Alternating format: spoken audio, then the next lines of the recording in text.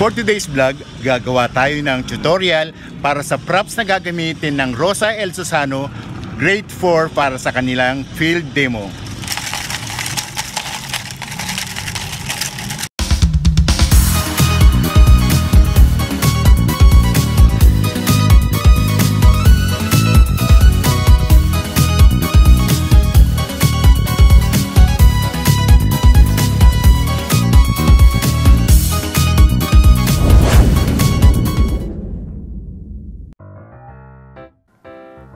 Okay, let's start. Ito po ang mga kakailanganin natin guys. Isang empty bottle ng Wilkins distilled water, 7 liters.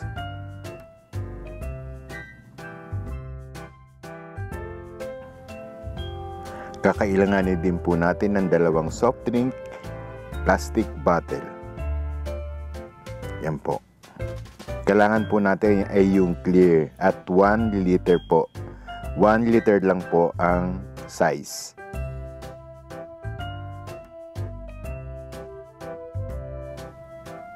Gagamit po tayo ng spray paint na color Tivoli Blue.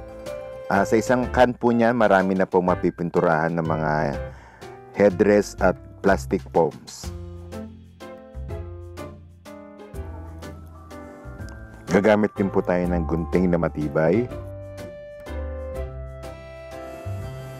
Gagamit din po tayo ng cutter at kahit na anong pwedeng ipanghiwa na matulis. Tanggalin lang po natin yung mga label para maging clear lahat ang ating mga bote.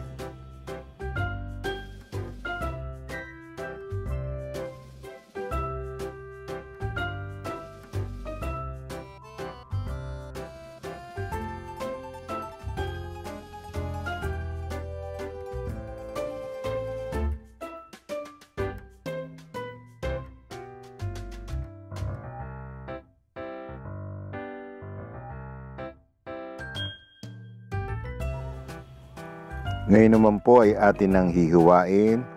Gagamitin po natin yung sa upper part, yung sa may tabi ng takip. Yun po ang ating hihiwain.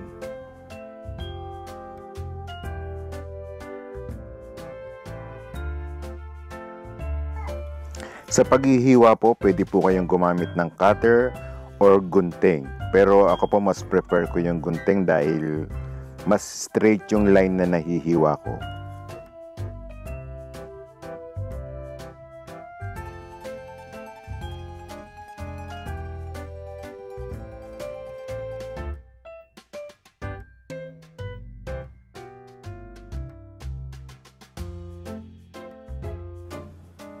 Pagkatapos po nating mahiwa, itiname lang po natin yung mga baku-baku na part.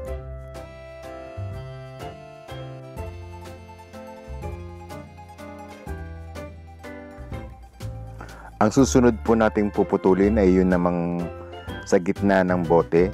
Kung napapansin niyo may mga line na nandyan, yung pong pang-apat papunta sa baba, yun ang ating ikakat.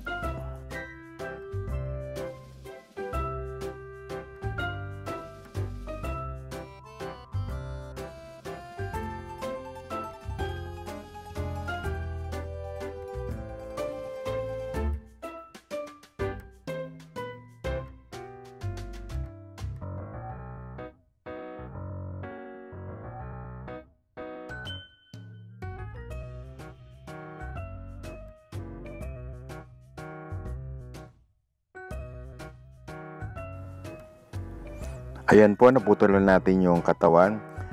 I-trim din po natin yung mga baku-baku na part.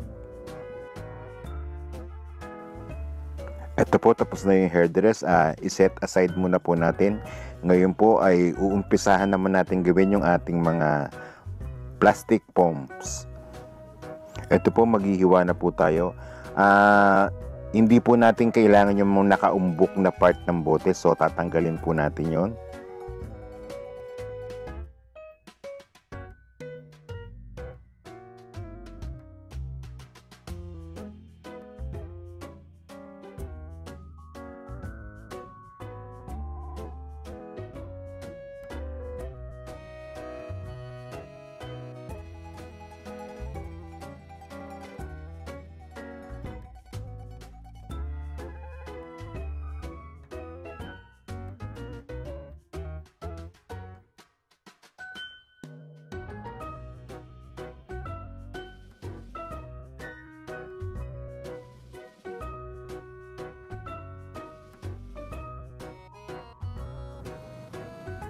Ayan po, ready na yung ating dalawang bote.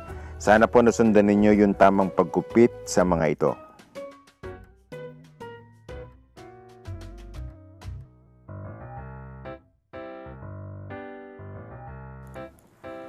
Tayo naman po ngayon ay mag-i-spray sa labas ng bahay. Kung mapapansin po ninyo, sa loob ko po nilalagyan ng kulay ang ating bote. Ito po ay para maging glossy sa labas ang ating hairdress.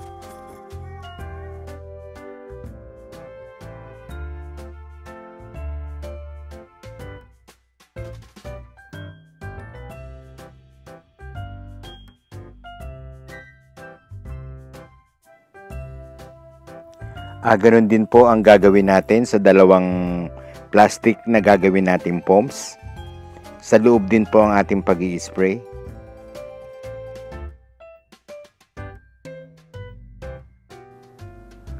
Ang ating pong spray paint ay nabibili sa mga hardware.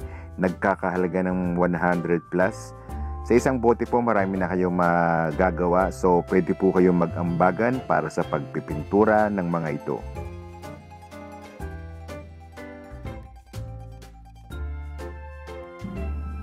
Ito na po, napinturahan na natin ang ating mga bote. 10 minutes lang po, tuyo na yung mga yan. So, pwede na natin yung gupitin.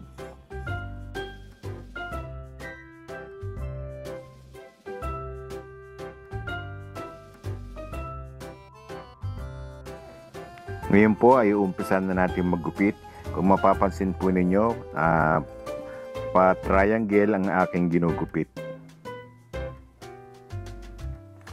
Yan po sa linyang yan, dyan po lang tayo magbe-base, hanggang doon lang po yung ating paggupit.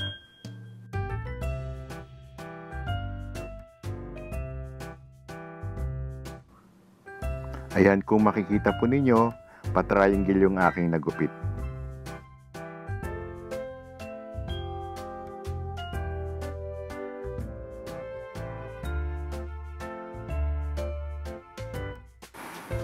Ituloy-tuloy niyo lang po ang paggupit hanggang sa matapos ito.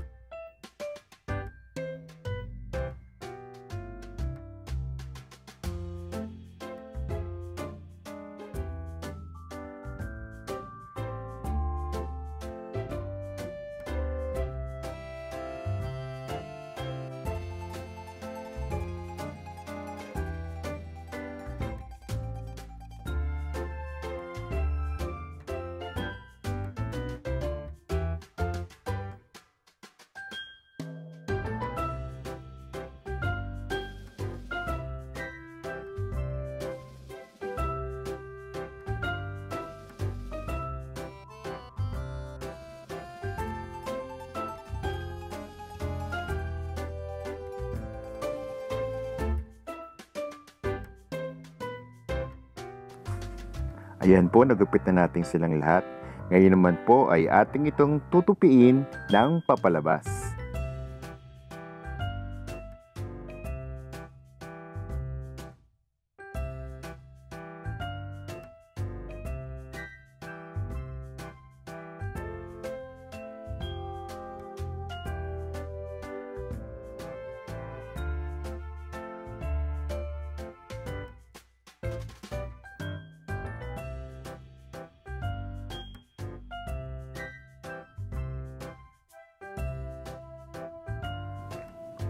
Ayusin lang po natin to hanggang sa magpantay-pantay ang mga spike.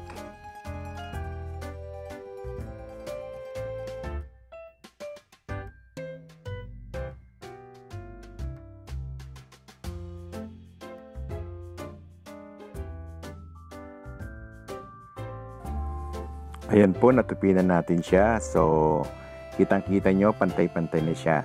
Ngayon po ay gagawin natin, hihiwa tayo ng konti kung malaki ang ulo ng bata. Yan po ay para mag-stretch ng konti pag malaki ang ulo ng bata.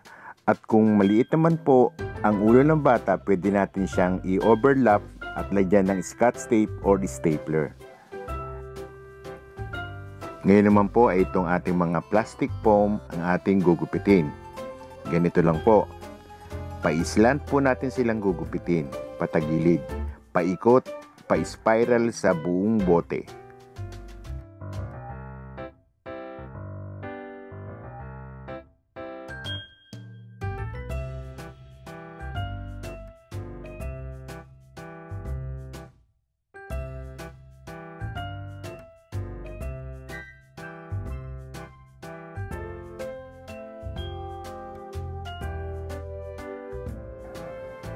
Pagkatapos po natin itong magupit, ganito ang kanyang magiging itsura. Nai-stretch na po ang ating bote.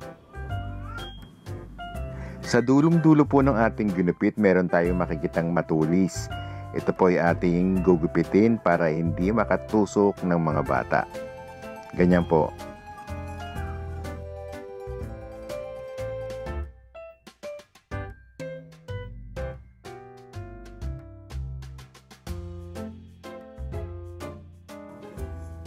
Ngayon naman po ay ating hihiwain sa gitna ang ating ginupit kanina.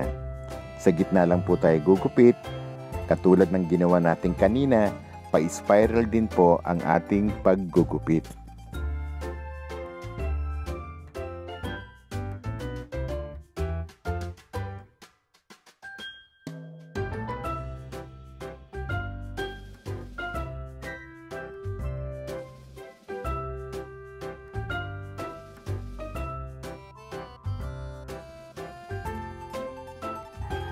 At sa ating pong pangalawang bote, ganoon din po ang ating gagawin tulad ng nauna.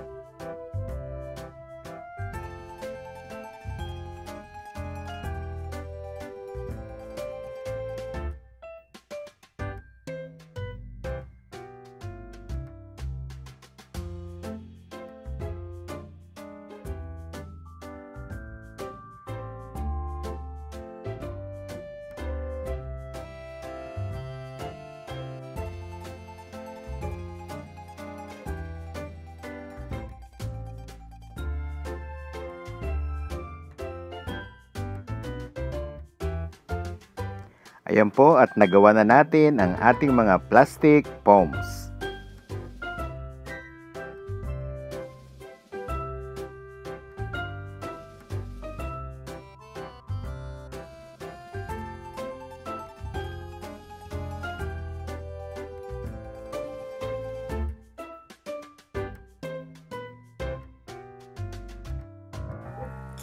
Kapag nabuo na po natin ang ating headdress, kanya-kanya po tayo ng pagde-design ng ating mga headdress.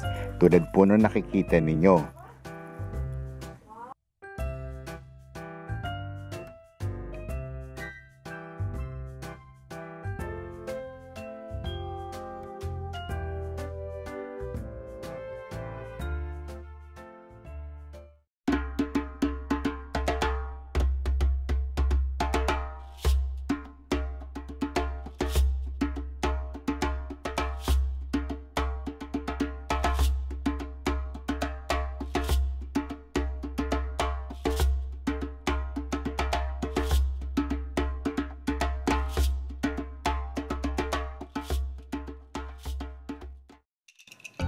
Sa pagdidisenyo po ng ating mga headdress, dito lalabas ang creativity ng ating mga anak.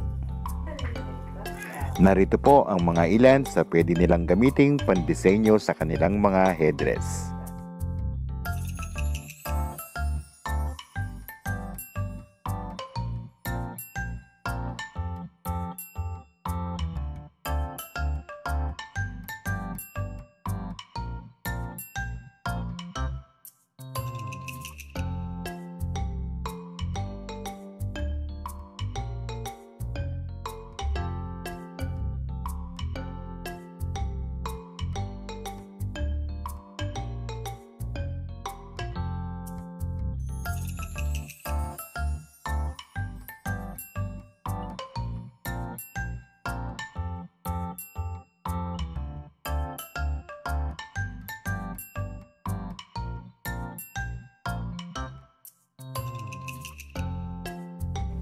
Good luck sa inyong paggawa. Thank you very much for watching.